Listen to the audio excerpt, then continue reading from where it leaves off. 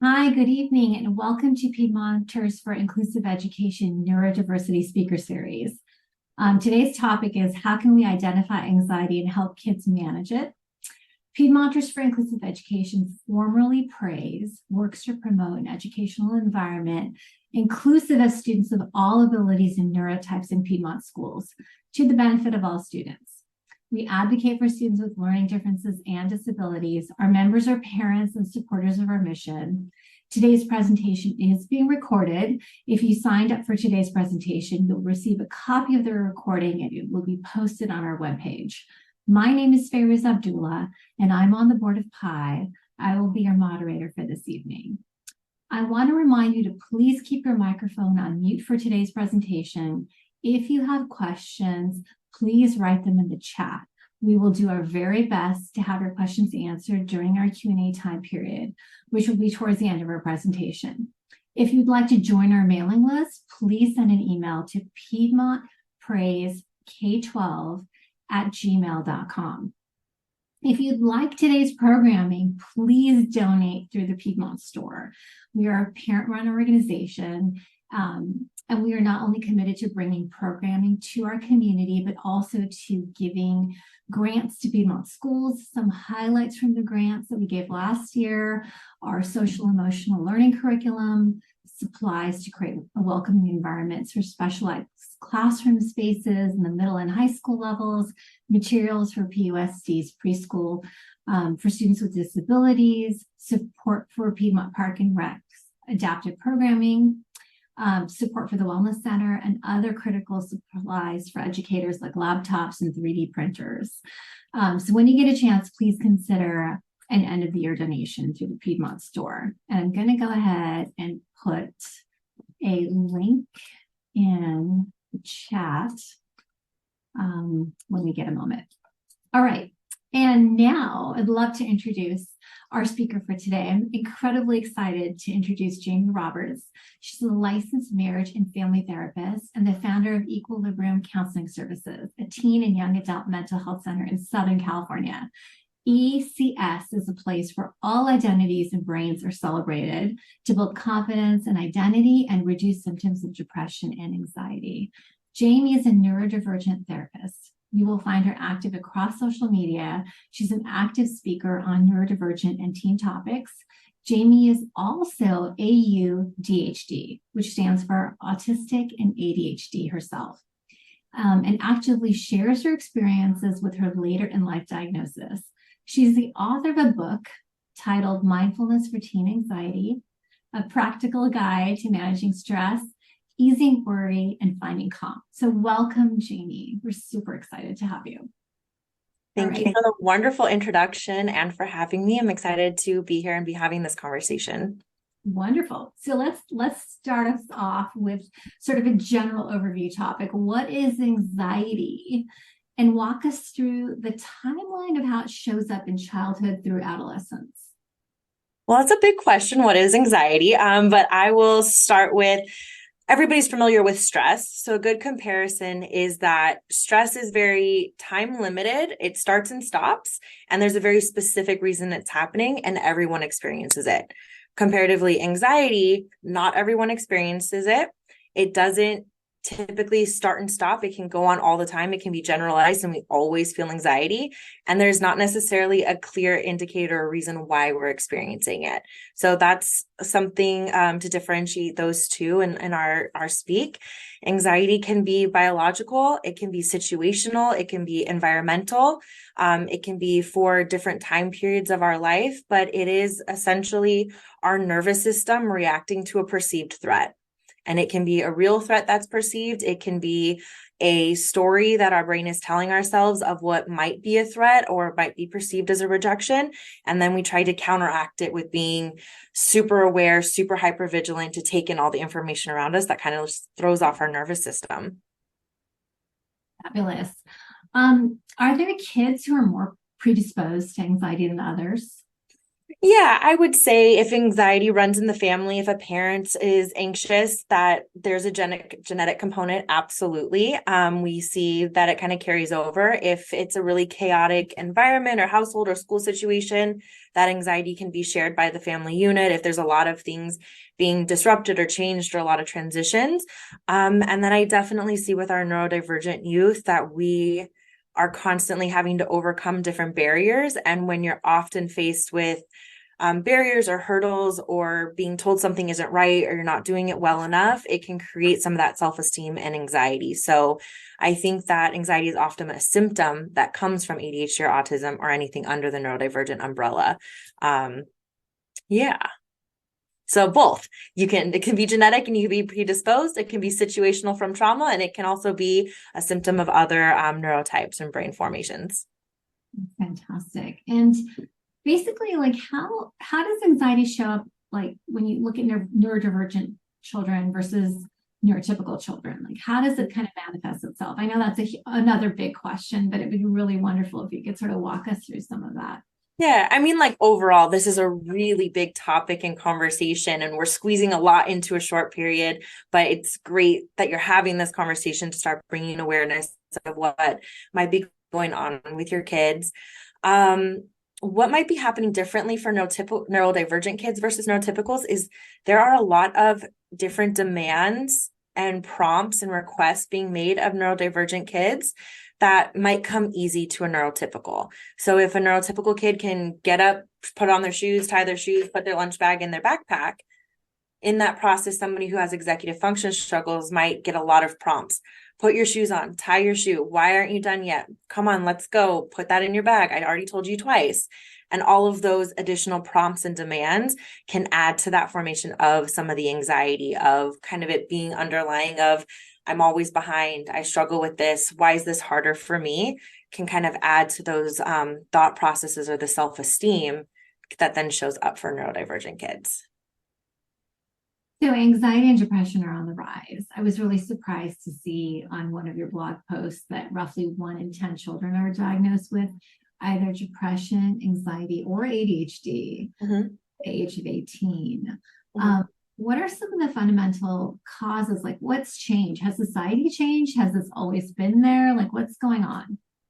I think twofold. I think we're identifying it more. I think that more kids are going to therapy or more kids know the language of anxiety or stress or depression. And if we can identify it, we're talking about it, we're going to have higher statistics, right? So I think there was anxiety and there were high levels in previous generations, but maybe we weren't identified or diagnosed. We see a lot of people getting diagnosed later in life with different things. So I think that's one factor. I think another is we've had a lot going on in the world in the last 5 years, in the last 10 years. Additionally, our access to information has just broadened. There's so much that kids are being exposed to online,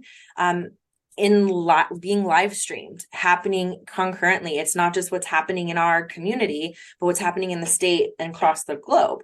So there's a lot more vicarious trauma or vicarious anxiety that we're witnessing and experiencing at higher levels. And kids' bodies aren't ready to process a lot of that information. Do we want them to be educated and know what's going on? Yes. And we want to manage how quickly that information is coming in, to what degree they're seeing it, and is it developmentally age appropriate to be seeing it? So I think that's another factor of it. So what advice would you give to parents when it comes to social media as a precursor to anxiety? Like what would be some of the things that parents can do? Because I know that that's something people struggle with, right? Like how Absolutely. Contact with the outside world? How do you protect your kids from everything that's going on in the world? Absolutely. I think everything is moderation, right? There's a lot of good things that technology has given us too. Also, our kids didn't create the technology we're using now, right? We did. Our previous generations did. Their whole world has existed online. There were 2 to 3 years where they went to school online, their assignments were online, their social communities were online. So it makes sense that they feel very comfortable and safe and able to navigate that space. We have to try really hard to keep up in those areas to know what's going on. I also think there's this other factor that neurodivergent kids and with anxiety, technology can help us regulate, right? We do get dopamine hits with social media or with a video game or hitting different levels, and dopamine helps us regulate our nervous system.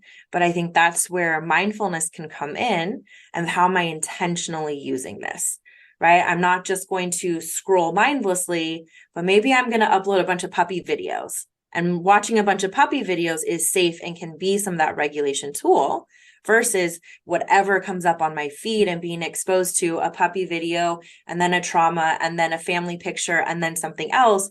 Our nervous system tends to bounce all around. And so that might be for the older teens, which I tend to specialize with, where they're going to get all the different things. But with the younger kids, you can have a little bit more control on what they're watching on YouTube or what games they're playing. So kind of just paying attention to what it is they're consuming and moderation. What's the balance that comes from that? So we talked about that last night a little bit too, and I had to ask you again, like what dopamine, serotonin, like what's going on? So what's actually going on in the brain during the time of anxiety? And what are the triggers that are kind of simultaneously happening? Yeah, so anxiety is linked to cortisol, and cortisol is the stress hormone, right?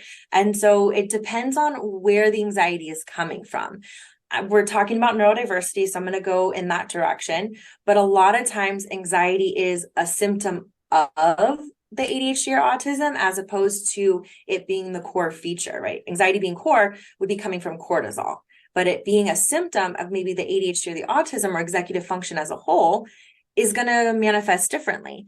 What I tend to notice is this cycle of, so executive function is our ability to time manage, prioritize, do simple sequencing tasks, follow a series of instructions, working memory. It's the primary thing impacted with ADHD.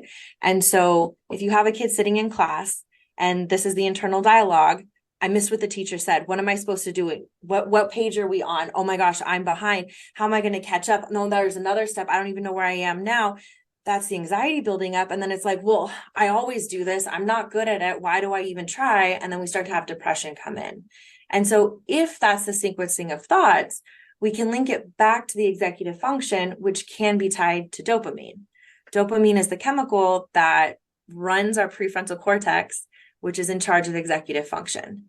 So if our dopamine is low, we're going to not be as happy, and our executive function isn't going to be working as smoothly. So there can be times that anxiety also can stimulate the dopamine. So anxiety creates adrenaline.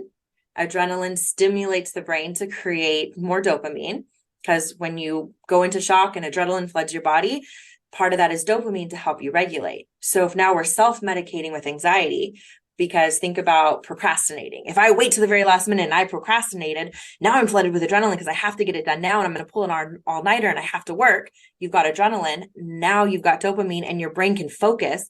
And a lot of neurodivergent or a lot of ADHD kids can do really well with an all-nighter and get the paper done and get just as good of a grade because their brain was so stimulated, they were able to do the work. So I think that's where we notice a lot of times anxiety is the first external symptom we see, predominantly with girls too. So we label it as anxiety, or we label it with just as depression, which it very well can be. But a lot of times we have to dig a little bit deeper of what is that thought process behind it? What are the emotions being felt behind it to know what actually started that spiral? Could it be the executive function? Could it be perfectionism that's coming out as anxiety that's then treating the executive function, and really starting to tease apart what's going on behind the scenes, because we're treating a lot of symptoms and not getting to the core of it. So I'm hearing two things from what you just said. So one, anxiety can be good for dopamine response. It's a quick in the butt, kick in the butt that you might need to actually get your work done. But the flip side of that is it could be masking other things people aren't really thinking about that the child could be dealing with. So let's say you're a parent and you just don't know what's going on, right? Because everyone knows, you talk to a teenager and you ask them a question like, how was your day? 0. How are you doing? Nothing. What did you do today? Nothing. Like, they're not going to have those kinds of conversations. So how do you, what's the first step for a parent to do? Is it calling your primary care? Is it calling someone like you as a therapist? Is it going to a psychiatrist? What are some steps that parents can engage in to sort of figure out what's going on with your child? The first step is starting a conversation with curiosity. coming into it curious, what's going on, asking open-ended questions that can't be just yes or no, and then being okay with there being space between the answer. That a lot of times we ask a question and they don't respond right away, and we're like, did you hear me? I asked you a question, but hold that space. Because in silence, teens get really awkward and then they want to fill the silence really fast. So that's one of the tricks too, of like, just ask the question and then wait. Especially if you have a neurodivergent kid, there's processing time, taking in what you said, thinking about what you said, thinking about what actually happened today, now formulating it into words, and what do I want to say? And we have to leave space for that thought process to be able to be formulated. But coming at it curious of like, tell me about your day. What did you find cool about the day? What was something that surprised you about today? I noticed that you were stressed. Like, what was it about this assignment that felt stressful? How is this assignment different than the last one? I noticed your midterm, it was a little bit easier and this one was harder. What do you think was different? So I think a lot of times life is going so fast, we want to fix the problem, or as adults, we've figured out our solutions on how to cope. So we're like, I know how to study, just do it this way, right? Just make the flashcards this way. You just got to do it. But helping them navigate and problem solve and working backwards, what works, what doesn't work, what got in the way this time, what was the hurdle, was it different? Is it the time of day? Is it what else is going on? Are you thinking about something else? Were there distractions in the room? How can we create a space that super works? And also asking those same questions when things go right. Wow, you really excelled on that spelling test. Like, what do you think was so different this week? How did this feel? Did you feel confident? Were the words different? Like, being curious of understanding the thought process, because if they haven't heard some of these words, if they haven't talked about emotions in a certain way, they don't know that the words exist. So we have to model it for them and asking the questions, integrating those like emotionally intelligent language into their understanding of self. What is executive function? What is time management? Was I able to prioritize? And starting to talk about and bringing in the tools and the language so that they can express to you what works and what doesn't work. So that's excellent in terms of parents communicating with their child and developing and scaffolding that kind of relationship for conversation. But back to the other part of my question is that now if you're seeing things are happening with your child, you just don't know what to do as a parent. Mm-hmm. What are some of the first steps? Do we start with our primary care? Do we call someone like you? Like, have a conversation with the school? Because I know that's another question I want to ask. So what are some of the ways that we can like take it away from our own household to get help from others? Well, I'd start with checking with the school. Oftentimes there's accommodations that if you just check in and ask, they can do easily, or the teacher can make that switch of just like helping identify. If you know what the accommodation is, that can help it along the process versus just going to the teacher about like, my kid's struggling with anxiety. How do you help? But like, she's struggling with anxiety because if she has one thing left and if she can't turn it in late, but if you allow her to turn it in the afternoon instead of the morning, it would reduce some of that anxiety. So kind of identifying what those accommodations would be that you're asking for would be a very easy first step to alleviate some of that pressure as appropriate. We say typically that it's time to come to a therapist when it's starting to impact daily function. I also think, why do we want to wait until it's impacting daily function? If you're starting to see signs, let's be proactive. That it might just be coming in for a few sessions, learning some tools, and then going back out. Like, we sometimes need to check in, we need to reset, we need to hear it from a different voice, and then we can do it. I also think depending on the age, I think that if I tend to work with 10 and up. I see a little bit younger, but that's kind of where my specialty is. So just being honest with that. But I think under 8, therapy is more appropriate for the parent to learn how to help the kid co-regulate, right? We can talk about things and we can introduce tools with younger kids. Therapists do a wonderful job with that all of the time. But a lot of that work is to like the parent being a part of it, to learn the coping skills, to co-regulate, to kind of ease and create a neurodivergent affirming space at home. And I think after 9, it does become a space where the kids can have a space to talk about things with the therapist themselves, us integrating that into the work we're doing. So it doesn't spiral into depression or something more severe. I tend to see like an age progression, specifically talking about neurodivergent kids that, let's say they're high masking or they have good intelligence, but they have a learning disability also. They're dyslexic or they are ADHD, but they are very intelligent and capable, that they can make it up to like fourth grade just fine. Maybe some supports. Fourth grade, the anxiety starts to creep in. Fifth grade, it starts to become self-esteem. Sixth grade, depression might start to peak up. And now we're in middle school. And now the socializing is more complicated. Now we're switching classes every hour or two and there's more transitions. Now it's not just base level introductory knowledge, it's conceptualizing, it's a lot deeper content. And all of that starts to happen at once and kids can crash emotionally. So that's where we hear like middle school is hard, right? That's one of those big age transitions. Then we throw hormones into it and it's a whole different thing. But I start to notice that. So I would say if you're starting to see it in a fourth grader or you're starting to see it in a third grader, let's start talking about it. Let's start talking about anxiety at home. You can start integrating a lot of different tools and using the language on your own. And if it's progressing in fourth grade, let's start talking to a therapist. Start figuring out what can be there, or if there's other testing that needs to be done. Even if your kid is neurotypical, but you're seeing this in fourth, fifth grade, there might be something else there because especially in girls, it doesn't present the way we stereotypically think of it. And it can look a lot different. And we tend to be misdiagnosed with anxiety or depression or another mood disorder, as opposed to getting assessed for neurodivergence. So that's a big thing that I start to notice. And then definitely if there is self-harm or there is depression or there's even passive suicidal thoughts, absolutely into a therapist. Depending on the situation with medication, I think that totally depends. I think in a lot of situations, I am pro medication. You can start with your pediatrician and kind of see what their thoughts are on the situation, where you are. If they're specialized and they feel like they can manage it at that first level, that's a great place to start because it's a lot quicker to get in there. If they already have a diagnosis, they already have a neuropsych, and it's ADHD or the depression is really severe, then I would go to a psychiatrist at that point. But depending on the age, like I wouldn't go to a psychiatrist without already being in therapy. I would make sure that both are a part of it. Excellent advice. Thank you for that. So you mentioned girls.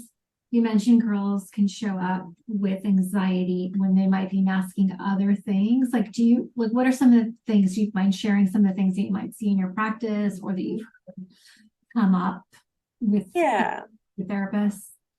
Yeah. So most of the research that we have, and neurodivergence covers a lot of different neurotypes and processing. It is very often used to talk about ADHD and autism, but it is also dyslexia, dyscalculia, bipolar, OCD, epilepsy, like anything that affects the neurology of the brain is under that umbrella. So when I say that, I don't want to exclude anything else by focusing just on ADHD and autism, but those tend to be the biggest populations. So the bulk of the research that we have on ADHD and autism does not include girls and does not include people of color. I think 1% of autism research covers girls.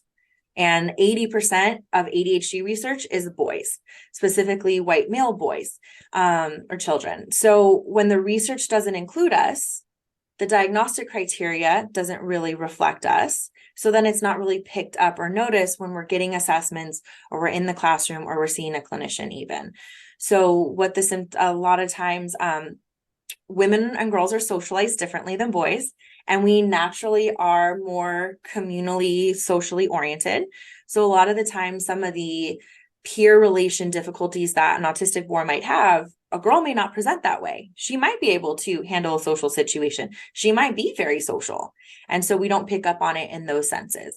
Or a girl might be inattentive ADHD, or combined type, where the hyperactivity or the fast moving brain is all internalized and inside. Because a girl has to be quiet or polite or say thank you, or versus boys will be boys, we kind of have different expectations. And so it can show up differently just based on how we're socialized, but then also like I was saying, the inattentive can be happening inside, whereas we might see a boy bouncing around the classroom or having behavioral struggles, but the girl might be sitting quietly coloring. And so it doesn't tend to show up externally for us to observe until a few years later, depending on the situation. And it can end up looking like perfectionism because I struggle so much with executive function and I can't keep track of things. I'm going to be hyper focused on it now. I don't want to be late, so I'm going to be 30 minutes early. I lose things in my backpack, so I need all the color-coded tabs. I can't keep track of what line I'm reading, so I'm going to highlight every single thing. That we tend to then overcompensate, and it looks like perfectionism or being like super studious. And so we want to look behind that because there's a lot of people who can be naturally super studious or organized or on top of it, but is there an anxiety behind it? What is the urge for it? Do I have to do this because something else will go wrong? Or do I like doing it and I enjoy it and this is easy?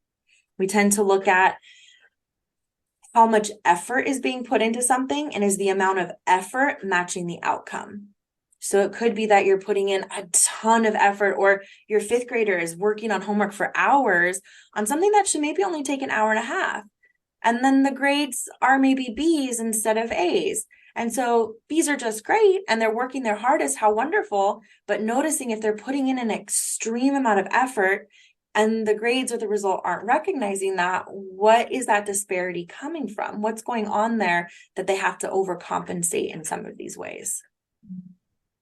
So that brings me to my next question. So we talked a little bit about how to have conversations with educators. You know, one way to do that is a 504 plan. So if you can talk a little bit about what that is and how to start those conversations with your teachers, your educators, that would be super helpful.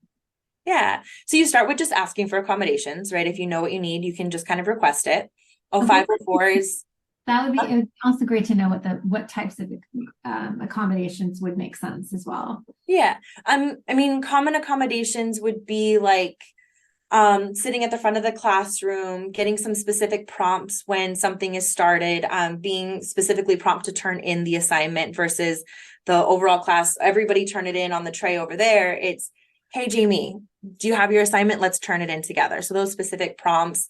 It could be if you have anxiety or panic attacks, being allowed to step out of the classroom and get water. It could be having a fidget or having the band on the bottom of your chair that you can kick and fidget or move around. It could have some flexibility with due dates. It could be if you have like dysgraphia and have a hard time writing or holding a pencil that you get to type the information. It could be other classroom accommodations, or maybe just some flexibility with timing on things or help with some transitions when activities switch in the classroom. Those are all often the things that are included in a 504 as well. So 504 is more of a courtesy of the school that they can put a 504 plan in place and they can put in these accommodations so the whole team or all the teachers are on board, but it's not something that they're held to that has to happen. Conversely, like an IEP is legally mandated. So if there are things written in the IEP that the kid is supposed to have, like being pulled out for speech or OT or have an aid, if they don't provide that, there can be legal ramifications for the school. So they're very good on following that to a T and making it happen versus a 504 is like, here's the plan. Here's what we think the kid needs.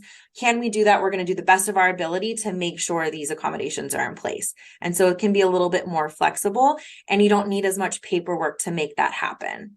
So that's kind of the different stages for kind of the school piece. And yes. Yeah, fantastic. So you wrote a book on mindfulness. I did.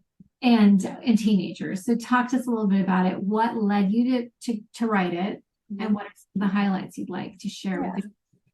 So this is my book. It's Mindfulness for Teen Anxiety. It is part psychoeducation on what anxiety is, how it shows up in the body, part introduction to what is mindfulness and how we can incorporate it, and then 45 activities, and it's super colorful and fun. So there's 45 activities in here that kids can implement right away. It is matter of fact, it is direct. It's written in a language for teenagers to get and comprehend quickly. It's something that can be implemented right away. So it's not the extended gratification or long-term planning of, well, if I journal for 4 months, I'll feel better. It's if I have this sensory soothing thing with me and I know how to ground in this moment, it will work. So it's kind of hits that reward center of the brain of, is it working now? big part of the work I do is to become the person that I needed when I was younger. My anxiety really started in early middle school and really manifested through high school. And then I didn't find out about my neurodivergence until my 30s. So a lot of the work I do is to go back and be able to provide some of the tools and the resources so that kids know how to manage it. We can't make it go away or fix it, but we can learn how to manage it. So it doesn't, we're not in our 40s and 50s trying to figure it out and still having panic attacks, that we have learned the coping skills. We know how to set boundaries. We know how to advocate for our needs early on, so we don't end up in an unhealthy relationship or struggling to find our way in society, that we've kind of got some of the tools in place. So when a trauma happens or when a big situation comes up, I've got the skills to regulate my nervous system to move through it, even if it's a hard situation. So that's one of my biggest goals, to be able to provide that access. And therapy, it's hard to access therapy. And especially in the pandemic, we saw a lot of that, of especially kids were online so much. They were in school virtually. They had all of their groups socially or virtually. They didn't want to come to another hour of therapy virtually. So how could I extend some of the work we were doing in session that kids could do on their own outside of it, or have, if they didn't have access to therapy, they could use this and it could kind of be approachable that way. Fabulous. What is it about mindfulness that really helps with anxiety? What are your thoughts on that? I think mindfulness is one tool of many. It's not the only thing I use, it's one. But I think mindfulness, the whole idea of it being like being in the present moment and kind of reminding ourselves of that is really important, because often anxiety comes because we're anxious about what has already happened. We're ruminating on what I said earlier today, or we're anticipating what's going to happen tomorrow. And so how do I come back to what's happening now? What do I have control over in this moment? How are my thoughts, feelings, actions now going to play out over time? What's already happened, I can't control or change. And what's going to happen hasn't happened yet. So how do I come back to this moment? A lot of the time in our sessions, I talk about like zooming in and zooming out. That sometimes right here, right now, my emotion is so overwhelming, I can't exist. So we zoom out. Okay, let's look at the big picture. This week, this year, this semester, does today's conflict, how much does it matter? It's one day. And other times we're like, got the weight on our shoulders. College is coming. I have to do all these applications. I have all these essays. Everything is weighing on me. What am I going to do for my career? Let's zoom back in. What are you working on today? Are those due now? Nope. Then let's push them off for another day or two and come back to this moment. So there's this constant like flow of zooming in and zooming out, big picture, smaller picture, to be able to manage a lot of the stressors or the things that come up in our life. This just strikes another question for me, is like, I'm sure there are parents who are watching this right now, hearing you describe it and thinking, that's me. Like, what do you say to them? What do you say to the parents who probably have their own struggles around anxiety? Yeah. Well, I often say that my book is for everyone. The examples are just teenager stuff. So there's an example about like, if you have to give a presentation in class, okay, just change it to if you're doing a presentation in a board meeting. Like a lot of the stuff can apply to anyone, and there's very simple tools that we can incorporate. But yeah, we all have anxiety, and I think a lot of us weren't taught how to manage it. I think a lot of times we were told to stay quiet, be seen and not heard, suck it up, figure it out. Everybody's got to do it. You got to figure out how to do it. So then we just stuff it down. And then at some point it explodes out, and at some point it hits us, and we can manage for only so long. I think we really figure out a lot of coping skills. We figure out what works for us. And sometimes it works for a long time, and then at some point it might stop working. So how can we learn to switch it up and try new things to help regulate and understand ourselves and know what's going on and what we need? I want to switch back to the kids who are 10 and under for a moment. It's really interesting when I talk to sometimes I talk to parents who have neurotypical children, and I share tools for neurodivergent children with them. And they try it out. They come back to me and I'm like, wow, that was amazing. That blew my mind. And for me, it's like such second nature now to use some of those tools, like social stories, for example, or assessing the sensory overload of where I'm going, or looking at a schedule for the day and saying, okay, if I take my kid to 5 things that I want to go to, what is, how are they going to react to this? Like, this is important. Like, how do you put breaks in? So, can you talk a little bit about tools like that for how to sort of minimize anxiety from before it even starts? Yeah, I think when we take in that our kids have different neurotypes, they have different ways of processing information. Brains are neurodiverse. Neurodiverse is everyone. Neurotypical is the majority, and neurodivergent are the outliers. And so when we know that all brains kind of function differently, we want to check in with what actually works for this kid in front of me. What do they need? What works for their, what's the easiest way for them to understand this information, and kind of start to bring in some of that autonomy and give transparency. This is why we're doing it this way. This is why I'm explaining it to you how, yes, mom got to choose 5 things today and we're going to split it up. But I recognize that you didn't get to choose the thing, but we'll figure out another day when you can, of explaining some of that background so they know why choices and decisions are made, so that when they go to learn how to make their own choices or set their boundaries or request for needs, they've got the language to do that. It's been modeled and demonstrated for them. It can be checking in with our sensory needs. We have different ones. We know that some kids run hot, some run cold. How can we check in with overall what those sensory needs are to create an environment that a kid can thrive? It can be paying attention to how we give prompts. Kids get so many demands placed on them, and even a neutral is the demand. And we got to prompt them along, right? We got to kind of lead them through it so it makes sense that they exist. But are there like little language changes that we can flip that are encouraging or a little bit more positive or neutral versus the demand that can keep things flowing forward, that isn't just like boom, boom, boom, boom, boom? Because I'm going to forget the number. I don't know the number, but the number of directives that a neurodivergent child has during a day, like kids have a lot, than a neurodivergent child, it is so much put on the system. So kind of paying attention to how we're giving reminders versus a visual cue versus an auditory cue. Like, do we have a list of things versus just saying it verbally? Or are they actively engaged by getting to cross it off versus just seeing it and crossing it off in their mind, to kind of incorporate some of those engagements that are more hands-on. Yeah. That's my thought there. And I think just a lot is like explaining things to the kids or explaining their brains or identifying it with them. Oh, I noticed like you got really upset about that. What was going on? What was your thought? What were you feeling? Or you were really excited. Tell me what really excited feels like in your body. Where do you feel it? Do you feel fuzzy? Does it feel tight? Does it feel hot? Like, what does it feel like? Because then they get more of that language to know themselves and what's going on, to let you know when something starts to feel off. So a lot of times with anxiety and depression, kids feel like they're the only one feeling it, or there's something wrong with them that they're feeling it, and they don't know how to say it. Because if they don't know what it's called, they can't really tell you. But if you start talking about what it might be or what it might feel like, or all the variety of emotions, they start to be able to identify more specifically what that feeling is for them, which is one of the reasons why I love the Inside Out movie, right? We get to talk about and name what emotions are, have this visual image of what it is and what it looks like, and if there's colors associated, and that 2 emotions can exist at the same time. You can be happy and sad. How crazy. Have you ever felt that before?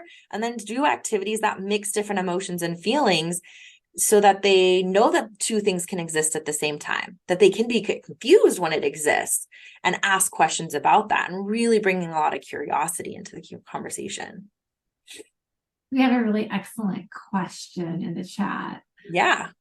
What are some immediate tools in the moment we can use when our child is totally dysregulated or in the middle of an acute anxiety attack?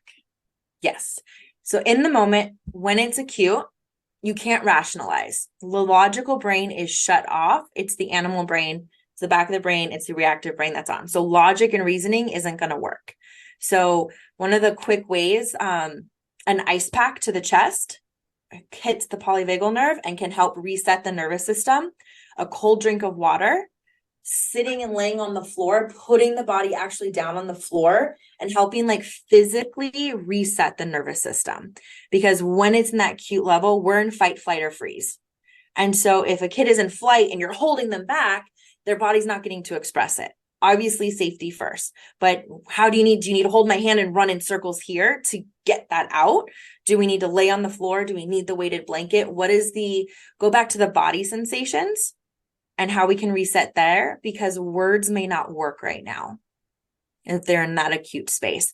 Keeping in mind, if you have a neurodivergent kid and sensory is one of their triggers, what is sensory specific to your kid? What do they need space? Do they need soft? Do they need tight? What does that look like? And that might be different depending on the situation. Don't talk it out in that moment. Let it end and then talk and use words. Oh my gosh, that's excellent. I've never heard of the ice pack to the chest. That's fascinating. Yeah. It works really well. I don't think a lot of people might know about the weighted items. You mentioned a weighted blanket. I know there's weighted vests. Like, what do those things do for the body? It feels like a hug. It's that compression. It's that hug. It's that surroundedness. But a blanket I can control. I can't control another person. So if you're hugging me, it might be too tight. It might be too soft. Your body might be too warm, but your hair's tickling my neck. It might not feel as comforting, but a blanket or that weighted place, I can control where it's at, how heavy it feels, and the tightness. So it can help kind of containment in that way. Fabulous. Thank you for that. Yeah. So another question. Well, let's imagine a parent who is about to send their kid off to college. They've been there by their child's side, handling all sorts of issues, and now they're leaving. They're going off, or they're going to be leaving soon, and they're not there to help them through things. Like, what are your sort of advice or thoughts on how to prepare them for that launch? I think finding ways that they can start taking over some of those responsibilities, not in a punitive, like you're going to be grown up next year when you're in charge of your laundry now, but in a, how can we start doing these tasks together? How can we start incorporating it? How do we start letting them explore into the world? I love this analogy of how teenagers are starting to explore. When your kid was 2, 3, and they're walking freely, they're going to wander like 5 feet from you. And then they're going to look back and you're still there. They're going to go a couple more feet and they're going to look that you're there and they're going to keep going. Because as long as you're there, you're their safety, that you're their anchor, they can keep safely exploring. Teenagers are doing the exact same thing. That distance is just bigger and the risk is just larger. So in the way that we have to let teenagers out and exploring and trying things on their own, even if we don't think they're ready fully, so that they can try it and they can mess up and they can look back and you're right there and you're like, I got you. Let's figure it out now, right? Safety in mind. We want to make sure everything is safe and that nothing dangerous is happening, but how can they go do the thing and mess up and be able to safely come back to you? Because if they go try it and they mess up and you're not safe to come back to, you're not there to help them problem solve and figure that out. Or you're getting those trial and errors of learning what works for me, what I like, what I don't like, what my limits are. You don't want them figuring that out the first time when they're away at college, surrounded by other 17, 18, 19-year-olds also doing the same thing. And kind of, they're still kids. And so it's a really awkward transition because they're still kids and they don't know what they're doing, but they're given adult responsibility and we want them to be able to do it, but they struggle with it. So it's this ebb and flow and a back and forth. And if you can create some of that open dialogue of, if you tell me what you're struggling with, I can help problem solve, but I'm not going to enable you by doing it for you. So you don't know how to manage your money, but I'm not going to put all the responsibility on you for money. So when you mess up, I can tell you did it wrong. And so kind of having that teaching balance of what are the things that are going to come up the next year. I think that would be some of the ways to prepare and anticipate. Excellent. Okay, so we have another question in the chat. What are some tips for supporting kids who get more anxious when asked about their feelings? It might be switching to, what do you need in this moment? Versus tell me what you're feeling, but what do you need? Do you need space? Do you need me to sit next to you? Do you need to talk? So that you can kind of meet that need versus them having to explain. It might be checking in well after the fact of like, okay, you didn't want to talk earlier. Can we talk now? Can you tell me what you need so that in the future, I know what to do to help in that moment? Sometimes with kids too, we'll make a list of the things that help them and we'll write it on paper. So if it's like, take a big breath, get the ice pack, count to 100, do sensory grounding. If they're having a panic attack or they're overwhelmed, like we said, that logic brain's not working. So to be able to think of what was that thing the book said, that's not going to happen. But if you can look at the book and be like, okay, these are the 5 things that I really liked, and we make that a list, just start going through the list and one of them is going to help, or it's just going to buy more time of doing something helpful or productive. And if that list is there and you've had a conversation with your kid and you've asked permission, I know this is your list. Can I go get you the water bottle? Can I bring you the ice pack? Can I prompt you to sit on the floor? Will that be helpful? So we can regulate after. It might also be how they express their emotions. Sometimes verbally expressing can be really hard to formulate it because I'm trying to keep the tears down. And if I say it to you, the tears are going to come out. Can I text it to you? Can I write it on a piece of paper? Can I point at an emotion wheel that we have taped to the fridge so that I don't have to say it, but you can still know what's going on? Can I give you a level if it a level 5 anxiety or a level 3 anxiety? Like, I need just a little tip about what's going on. So how do we set up that language ahead of time about like, it's a 5, like I can't talk, or it's a 3, that means like I need the water, and kind of figuring out ahead of time what the game plan might be. What are some tips for supporting kids who get more anxious? Excuse me, sorry.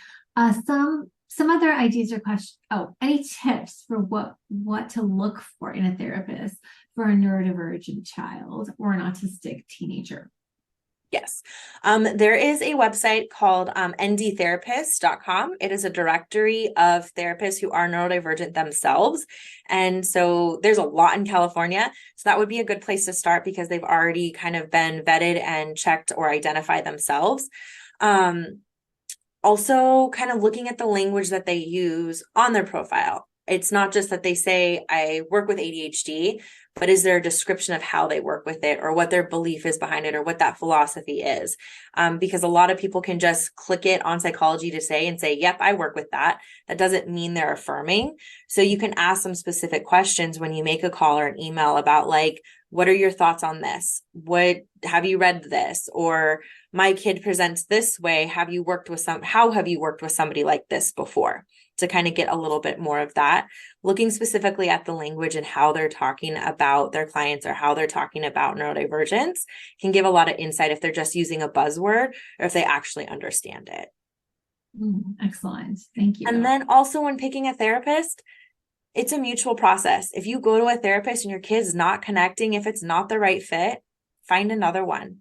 If the relationship is so important for that level of comfort to be able to build the rapport, that if it's just not connecting, it's going to be really hard. So it's okay to go for 2-3 sessions and be like, oh, I don't think this is the fit. Let's switch over. If they're a teen or middle schooler too, you can ask like, how are the parents involved in session or not? What does that look like? Ask for those explanations so you know what to expect or what you're walking into. What are your thoughts about group therapy options? I think group therapy is awesome. A lot of the time, so I started doing groups because I was seeing all these individual clients and they'd all be at like the same school and they'd be like, I'm the only one who feels this way. And I'm like, I've seen 5 people from your grade this week. And so I started a group to be like, hey, you're not the only one. And it was a space that kids could talk about what's going on. And get like, oh, you thought that too? Oh, you didn't like that tool either? I hate the 5, 4, 3, 2, 1 breathing. I don't know why everybody makes me do it. And they get that validation that they're not the only one going through it, that they can be seen by others, they can share experiences, they can learn from each other. So I think group therapy can be super cool, especially like if it's not so severe that they need individual, but you want them to be learning some of the skills. It can be a nice like happy medium of learning the skills, but not so like focused on them of like one-on-one, what are you thinking? What are you feeling? And so it can kind of mix it up too. So on the theme of self-esteem, how can I help combat some of the negative or incorrect stories my child may be telling herself and build up her confidence? And by the way, those of you who are listening, you can start adding questions in the chat if you would like. So evolutionarily, our brain hasn't caught up with our society. And our brain was formed that we were living in nature and we would keep track of everything that was going to kill us, everything that was a threat. I only have to remember the 5 berries that are poisonous, not the 20 berries I can eat. And so we look for the things that are dangerous and a threat. That's the natural way the brain is. But now in society, there aren't as many threats like that we have to keep up with. So our brain is constantly looking. And so when there's missing information from the story, our brain's assumed story that it fills in that blank with is negative to protect us. So often anxiety or the negative self-esteem comes from that storytelling.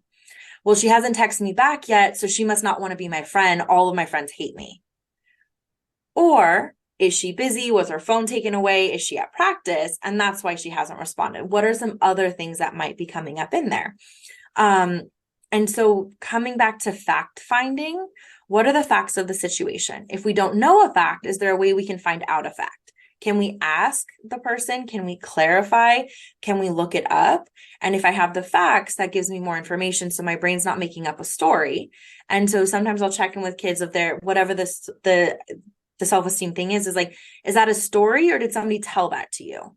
Where did you hear that? When did you start believing that about yourself? And kind of check in with what is fact, what is story, and not dismissing that's a story, get rid of it, but more of like, okay, where do we think this story is coming from that our brain is making up? The other thing is one of the, a trait of ADHD is rejection sensitivity dysphoria, RSD. And so it is the perceived rejection of a situation. So the perception that if somebody says, no, I can't hang out Friday, it's because they don't want to be my friend, they're rejecting me, as opposed to, oh, they said no because they're not available. Or if somebody doesn't laugh at my joke, it's because they don't like me, versus maybe they just didn't think, they didn't hear me.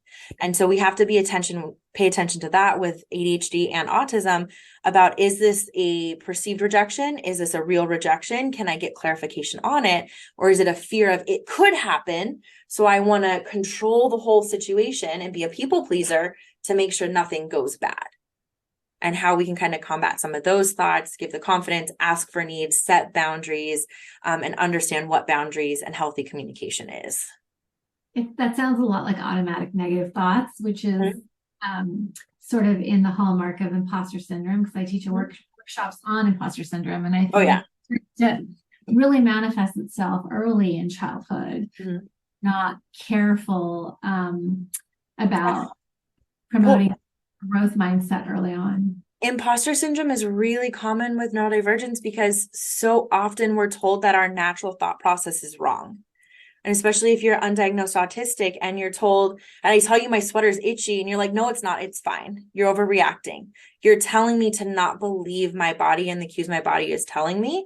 Or, oh, this girl at school doesn't like me. You're like, oh no, she's nice to everybody. What do you mean? But I can sense we're not getting along. And I'm told that, nope, I need to try harder. I didn't do well in that social situation. So there's all these messages at a very young age that my perception of myself or the world is not correct. And I need to believe you as the authority of what's actually right in this neurotypical dynamic. So then that can manifest as imposter syndrome later on. Well, if I don't know I'm good because I have to fit in with everything else, I can't actually gauge if I know what I'm doing or not. Excellent. All right, here's another question in the chat. Speaking of breathing, if a kid doesn't find breathing exercises helpful, can you speak more to alternative ideas? You had mentioned using cold packs to the chest or weighted blankets. Any other tips? Sure. If they're younger kids, blowing bubbles is a way I trick them into breathing, because to blow a good bubble, you have to really control your breath. That can get messy. So that's one way with the younger kids to teach breathing without teaching breathing. It's that controlled breath and kind of working with that. Sensory stuff. So like, it can be like, so I have these little thumb things that are like rough edges, and being able to rub that, it gives a sensory cue to my finger. It's rough and I feel that. And now I'm focused on this as opposed to focused on the thought. So what might be other sensory things with the body that can redirect? Because breathing isn't necessary, like unless you're having like a panic attack or you're hyperventilating, do we need to control the breath? Sometimes might just be, okay, let's pause. Let's pause and let's look around the room. And a pause isn't necessarily a breath, but it's a slow down, right? So we can kind of switch up how we're getting that break in there, or that slow down piece. And it can be just like, let's just like tap our feet on the ground. And now I'm grounding by feeling my feet on the floor. It might be taking a big gulp of water, which can then also change part of the what the diaphragm is doing too. So what are other ways and tools we can get them to do that? I'm so glad you brought up sensory, because I was shocked. I was at Target last night how many sensory toys and items are now just available, and they're incredible for neurotypical children. Oh my gosh. Neurodivergent kids. I think that's something that's sort of undersold, and people don't always realize how helpful they actually are. Yeah. So fidget toys and sensory toys, how they help neurodivergent kids is it helps us regulate the nervous system. Often it's flooded with sensory information, with the lights, with the buzzing, with the sound over there, anything. And so if we can focus sensory onto something else, we can calm other areas. Or like being able to kind of sway in my chair and kind of stim this way is allowing me to like self-soothe. But if I had to sit here still and make eye contact the whole time, I would get really anxious and start talking faster and like fumble over my words. But because I can kind of rock myself, I feel more calm, I feel more regulated, and I can stay present in a different way. So using some of those sensory tools, it's not just fidgeting to have a toy to keep my hands busy, but it can be a way that I'm helping my body relax and kind of stay engaged in another manner. Excellent. Thank you for sharing that. All right, so we have another question. I'm concerned my child is being encouraged to mask and is not in a disability affirming school, and this is contributing to anxiety. How can I encourage and teach the teachers and staff what it means to be disability affirming? It'd be great if you could define that for people who don't know what that means. Yeah. So masking is a term mostly associated with autism, but it's being used more broadly. Masking is covering up or blocking out some of the stims or some of the autistic traits or features. So like if like the stimming, if I were to mask it, I would to be still. Or I need to force eye contact so that you see me as more neurotypical versus looking away, would be applying a mask. I often associate it with, we wear different hats in life. So me as a therapist versus me as a friend versus me as a boss, I'm still Jamie, but I'm going to present differently. But if I'm masking, it blocks me from showing up. I'm going to put on the face I think you want to see, and you're not going to get my full authentic self. And it can be a safety mechanism, because if we might need to mask to not be identified, to stay safe, or to not be outed, or not be exposed, or not be discriminated against. So there is a safety component to it. But if we're being forced to mask, we're being told that we can't show up as ourselves. Who I am authentically isn't good enough, and I have to be something or someone else, or I have to perform a certain way that isn't authentic to me. And that can be being held to neurotypical standards without having some of those, your disabilities, your accommodations being brought into place. And so a lot of work with disability rights is to be not treated equal, but treated equitable. That I may not be able to do the exact same thing as someone else, and I maybe don't want to be able to, but how can I get the information that I need? How can I express myself my way versus how the book says a kid in this grade is supposed to act in class? And being able to talk more clearly on that. I think having some examples to work with teachers about like what specifically is masking, or what the trait is or the prompt they gave that encouraged that, so that they have like a direct example to what that looks like and why that's something we don't want to be teaching. Or that we want to be able to, like, I want to choose when I mask or not, as opposed to I have to be masked for you to hear me. Right? Because so often we say, well, you have to be sitting still on your bottom for me to hear your question. I'm not going to listen to your question until you have your feet on the ground and you're sitting still. Now I'm being forced to comply with you in order to have my need met. And how can we balance that out of, but I listen better when I'm doing this. And so how am I allowed to do this? And you still hear me out and treat me as a person. And so it can be identifying that with your kid, identifying what those messages are at school and what some of those alternatives can be. Amazing. Thank you for that. Could you speak more to strategies to help kids manage anxiety around social situations? It's another great question in the chat. Thank you. What can be anticipating the situation? What do we need to anticipate? What's the missing information that we don't have? Because right with the storytelling, we fill in the blank with a negative. So what about the social situation that I'm anxious about can we maybe problem solve? And that might be, we're going to the movies with my friends on Friday and I'm really nervous. Can we go to the movies on Thursday and walk through the space and how we're going to order, how we're going to place a thing, and we're just going to know exactly what the environment is. And now there's one less thing that I have to make up the story about how I do it. Or what are the questions that might be, or what are the topics that might come up? Let's kind of think and plan ahead with that. And some of that is scripting, right? Let's come up with a script that's going to help me feel comfortable, help me feel secure, or have some things to say. Or what's my anchor person? If I'm with a group of people, who's that one person I know I can turn to and be like, oh, this is hard. Can we go to the bathroom and like have a break? Allowing yourself to have breaks, knowing that it's okay to step outside and you don't have to stay with the group the whole time, or kind of figuring out like what the fear is and how we can address what's behind that fear and anything we can do proactively. I think often about like a self-care sandwich, that we have to do something before, during, and after when there's anxiety. So what can I do proactively to take care of my anxiety? What am I going to do during the situation? Do I have a fidget in my pocket and I'm going to play with that?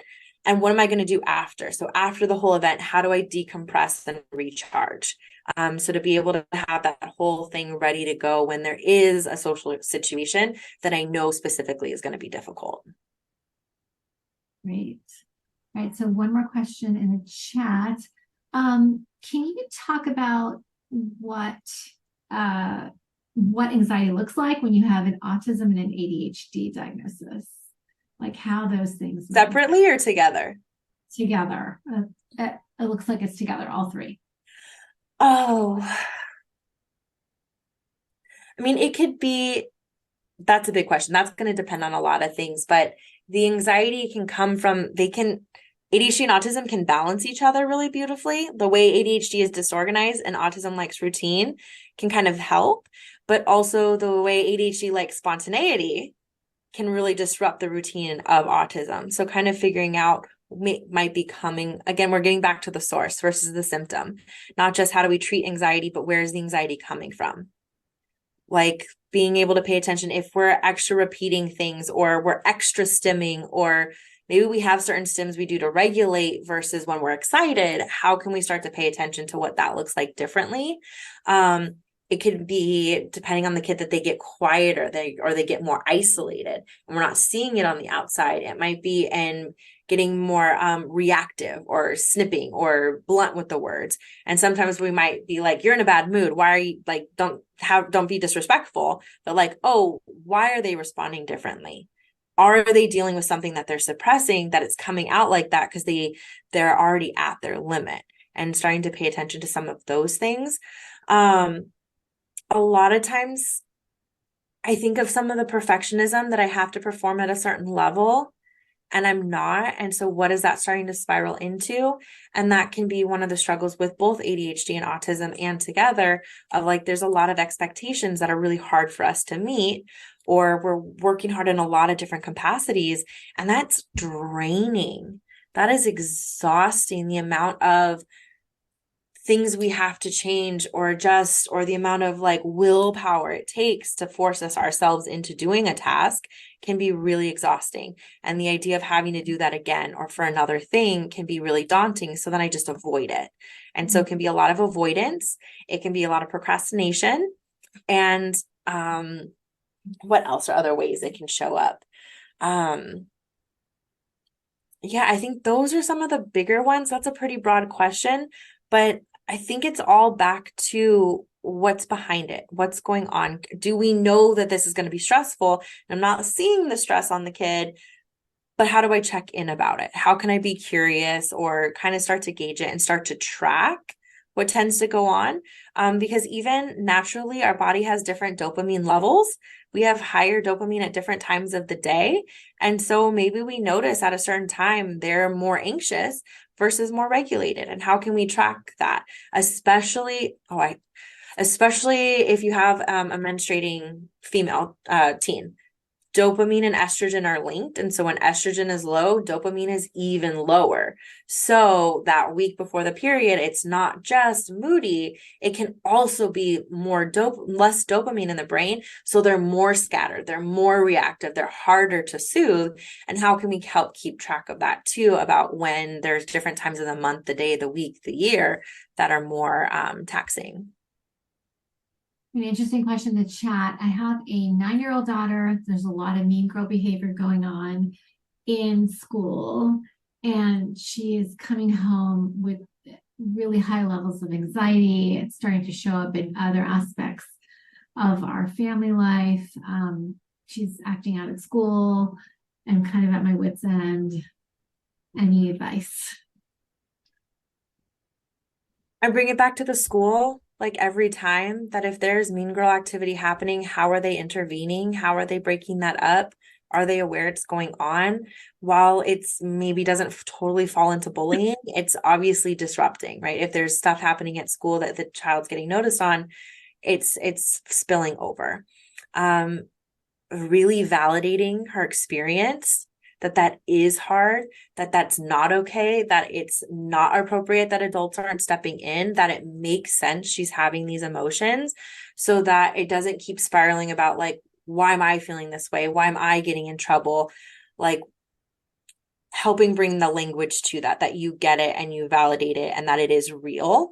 And how do we problem solve it? So we're not normalizing, yeah, girls will do that. Mean girls exist. You got to get used to mean girls in your life. No, I don't want to get used to people that are mean and accept that that's a thing. If there are mean girls, I don't want to be associated. That's not the friend group I want. How do we set up healthy friendship boundaries? How do we start to establish that if somebody crosses my boundary or says something mean to me, it may not be a friendship that I want to have, and that's okay. Right. And that's where we were talking with those ages, that 4th, 5th, 6th grade friendships get more complicated or more layered. And we have a bit more of that conflict going on, and that can happen. So that's a lot where you can have a lot of boundary conversations, or having limits to like, well, maybe we only hang out with that friend at recess and not at lunch, because if you hang out with her for too much, it's really upsetting. Something ends up happening. So you're going to break up our time between different groups, or how we can kind of space that out about what's working or what's not working. Right. That's a hard one. It's a hard one. It's a really hard one. Here's another hard one. I have a son who's in high school, and it's very competitive, and getting ready for college applications, and the executive function is lacking. We're having a lot of difficulty sort of building that up. Needs a lot of scaffolding, has a tutor, supports, still struggles severely with anxiety. Any thoughts? Has he already been assessed for ADHD? Is executive function a diagnosis piece? That's what I would wonder, if all of the supports are there and the effort is there. Yes. Then I would wonder about medication, and if that's a part of it, and if it's the appropriate amount of medication and what that looks like. I am pro medication for ADHD because it is a lack of dopamine in the brain. And there are ways we can naturally get dopamine, but they don't last very long, right? Exercise gives us dopamine. Caffeine is a stimulant and helps produce it, but that can only last for like 60 to 90 minutes. Things that we really like and enjoy can stimulate and give dopamine, but that kind of ebbs and flows, and we can't really flip that switch to turn on that part of the brain. Whereas ADHD medication stimulants can last for hours. And if we're having to work this hard, he has tutors, he has scaffolding, he has these supports, and it's still not coming together. That is so much effort going in to just keep up with the basic piece. How can we help support after that? So I consider that. I'm pro that. I think there's oftentimes we can do so much with our skills and our resources. And at another point, we do need additional additional input from the medication and how that can work. And medication does not have to be forever. It can be for right now. It can help get your head above water so you can breathe again, and then put your skills in place and then decide if you still need it. But it is beneficial there. It could also be stepping back to like what's actually working with the scaffolding or not. There are executive function coaches that work specifically with creating some of those plans or having neurodivergent interventions that help with specific study skills that work for neurodivergent brains or ADHD, that it's not just, are you keeping your schedule? Study for this amount of time, wake up early, but it's like, study for 20 minutes, 5-minute break, 20 minutes, 5-minute break, or we're going to study in the middle of the night because that's when your brain works versus first thing in the morning. And how do we adjust some of the accommodation or the interventions we're doing to the person in front of us based on how their brain is taking in information? Fabulous. Another excellent question in the chat. My child's anxiety is heightened on the weekends or school breaks when the schedule is looser. Short of having a strict schedule, how can I help my child manage unplanned or spontaneous change? It might be figuring out with them how much notice they need. Transitions can be really hard because I can't anticipate what's coming. And if I can't anticipate, I feel thrown off or dysregulated. So there's usually a sweet spot for everyone for how soon they want to know versus how much that might create anxiety. So it might be for your kid the night before, hey, tomorrow's going to be a little different. I want to give you a heads up. It might be 2 days before. It might be that they can see the calendar on the regular basis. Or what do they need? Do they need downtime on the weekend? And so a spontaneous thing coming up now impacts their downtime and they're worried about losing that. What is the conversation around, hey, we moved your downtime over here, so you still get that. I think that's a big piece of paying attention to what kind of structure do they need. Does it need to be strict or does it just need to be consistent? Are we consistently waking up at the same time and we're going to have lunch around the same time? And here's what you do in the mornings and here's where we'll have activities versus it being really rigid and kind of figuring out what that balance is. But it's hard to have transitions. Okay, another wonderful question. How can you tell how much screen time is helpful for a kid to decompress versus contributing to dysregulation? It would be great if you could sort of define dysregulation for people who might not know what that means. Yeah. Dysregulation is when it starts to throw you off and it starts to increase some of the anxiety or knock you off of your baseline. So regulating is getting back to baseline and dysregulating is when you're skewed from it.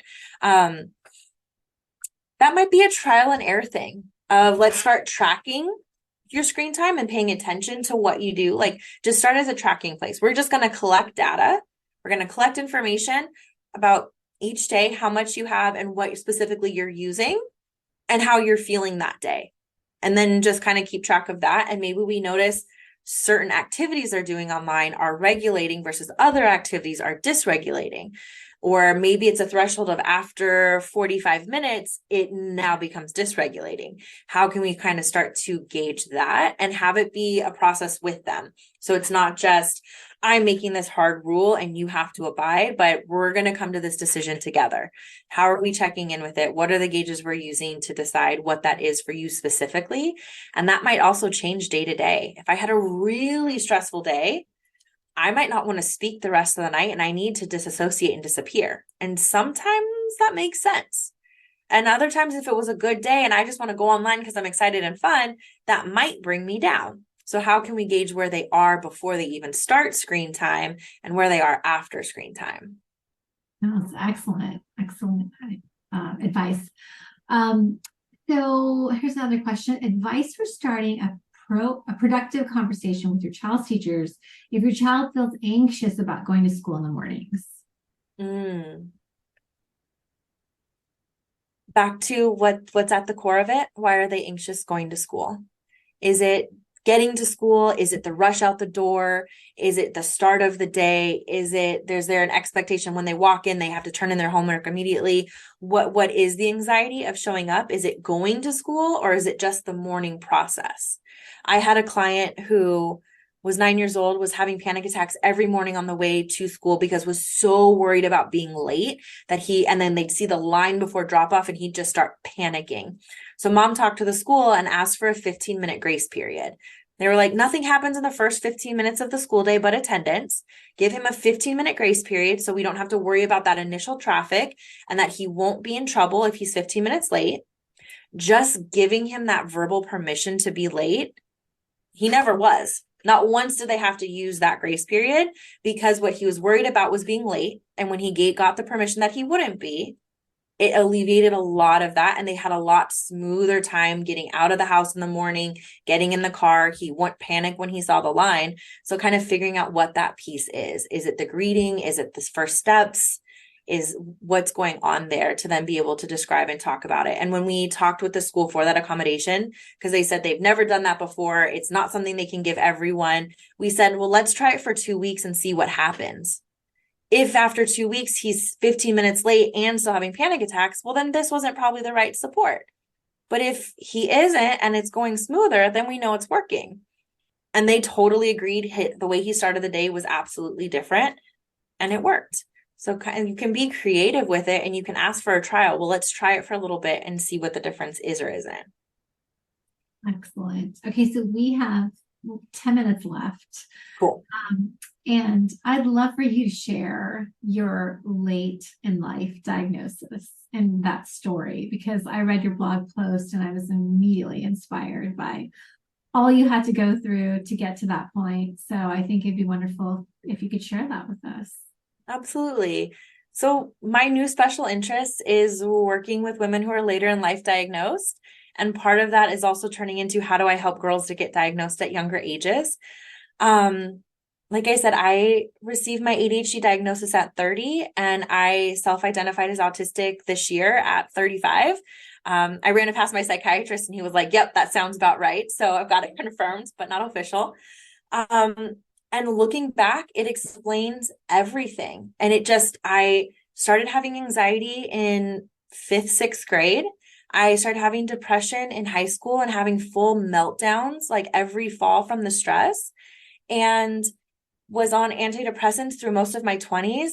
And it still wasn't clicking. It wasn't explaining everything. So I was still searching. And then when I came across ADHD, when I was already working with neurodivergent clients and was like, I just get these clients. And then I was like, oh, I get them because it's me too. Understanding my life through ADHD completely flipped it. And it made so much sense. It explained my difficulty in school. And mind you, I went to UCLA, I got my master's right away. I did well in school, but I struggled. I was stressed. I was pulling all-nighters. I couldn't keep up because it just took so much effort for me to do that. And I was very perfectionistic. But being able to explain it through ADHD and executive function, it alleviated so much of my anxiety and my stress. And then I started medication. And instantly my depression was gone and my anxiety was very situationally appropriate. And everything that was in my brain just started making sense in a more linear fashion. And I had access to it with more ease. And then the more I got into neurodivergence and understanding my ADHD and started unmasking more and accepting some of my quirks, autism really started to show up. And I noticed all the masking I had been doing and all the ways girls are missed and how my special interests as a kid were very socially appropriate. It was Barbies and Disney, and then it was art. So it didn't really stand out. But if you look at the depth of what I was into is very typical of autism. And a lot of my meltdowns in high school and a lot of some of the verbal struggles I have and burnout when I hit that, it just very much parallels that. And it has explained my life with such acuity that it all makes sense now. And it's a big experience of relief and grief. Relief that it finally makes sense. I got 2 degrees in psychology to try and figure this out. And now this is so making sense in a very new, different way. And also this level of grief for my younger self who didn't feel understood, who didn't feel seen, who was so stressed in 5th grade about her grades that I would be crying up all night, trying to get it all done. and really like having so much empathy for her, but thinking back to the early 90s and what we knew about either of these and what was being seen, and like so much pride in how much information we have now, especially in the last 5 to 10 years for this neurodiverse like movement, that we are getting more information. We are being able to identify it, because most women, if they receive a diagnosis, it's not till their 30s, 40s, 50s. Often it's not until their son is diagnosed, because it's very genetic. Autism has an 80% hereditary. So if your kid is autistic, one of the parents is. It's that likely, it's that common. If one of your kids is autistic or ADHD, have the others tested. And whether they need accommodations or not right now, and whether they need therapy or not, just being able to understand your brain in those social situations, or the things you like, or how excited or sad you get about things, is so helpful for the overall self-esteem and experience. And I've been a therapist for 12 years now, and the last 5 years my work has absolutely changed, and what I'm doing with my clients and with the community, and being able to advocate for this, so we all know ourselves better. Like, that's the whole point, right? Getting to know our authentic selves and be happy and be able to have the supports we need to thrive and not be crushed down by anxiety or depression or what we're feeling. Jamie, I can say on behalf of the entire board of PI, and probably every single person who's listening today, it was an absolute pleasure to have you. Thank you so much for sharing your wisdom. And if you want to hold up your book one more time, I'm actually going to put it in the chat. Actually, Iris, if you have access to, or actually, yeah, I for some reason cannot cut and paste this into the chat for whatever reason. So Iris just put there you go. Yeah, so some information just about my practice. We're in Southern California, but we can virtually serve all of California. So depending on your age for the kid, I know you guys are in Northern California, we can still do therapy there. We can do consultations and support for parents. We do individual family. I have 7 clinicians that work at my practice that we can set you up with, that are all have lived experience with neurodivergence. I have my book, Mindfulness for Teen Anxiety. You can buy it directly from me on my website, or you can buy it on Amazon, Target, Barnes & Noble, all the places. If you leave reviews, I'd love a review. If you don't tend to leave reviews, you can buy it from me. But I do a lot of webinars and workshops. And so if you follow our Instagram, my business Instagram is Equilibrium Counseling. That's where we put up a lot of our webinars and different community things that are going on. And then my Instagram is Neurodivergent Therapist, and we talk about that there. And I do trainings for other clinicians and other practices, and I speak at school events, so we can keep kind of spreading this information. Yeah. Well, thank you for that. And thank you for being with us tonight. Goodbye, everyone. Thanks for joining. Thank you.